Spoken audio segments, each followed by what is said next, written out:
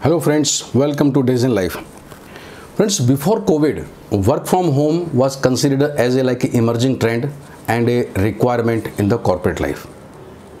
It was considered as a move forward in the companies, or companies who were offering work from home to the employees. It was seen like they take care of their people and they're concerned about the people. Some companies or some professionals were even against it, but even then it was happening because more and more people were for it. So work from home was an upcoming trend. Now because of COVID, in last 9 months, work from home is more of a compulsion. It becomes so much that now people are dying to go back to the office. So wherever office get opened partially or fully, 30%, 50% or alternate day, all these different permutation combination, irrespective of social distancing or the COVID precautions, people are dying to rush to the office. People are rushing to the office. Everybody wanted to go back to the office now. Same way when you look at say online education.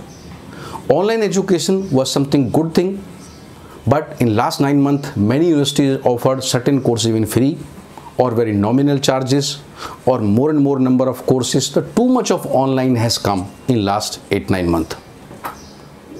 And third, the digital also, we used to take word itself name with very respect.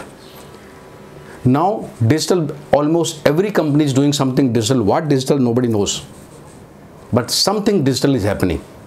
So that's a question is coming, have COVID really done good for that?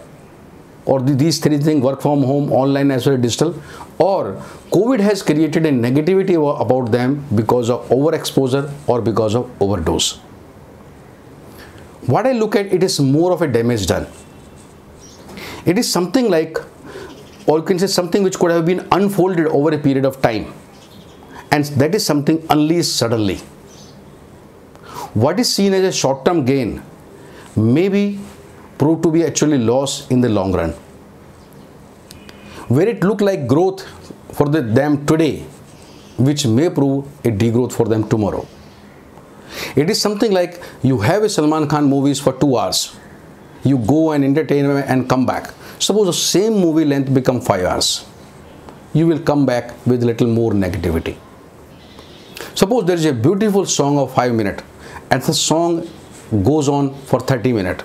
Little become boring. Same thing which was very good.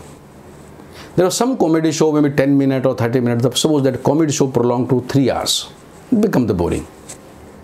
So what we say is excess of anything is the bad. Whether even things are good also, even that is being, if we are seeing in an excess, this become bad.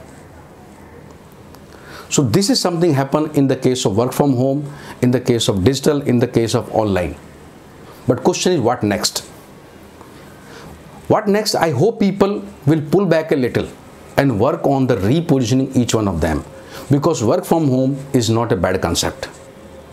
Online is certainly not something bad thing to do, or digital is something which is for tomorrow. It has to be there.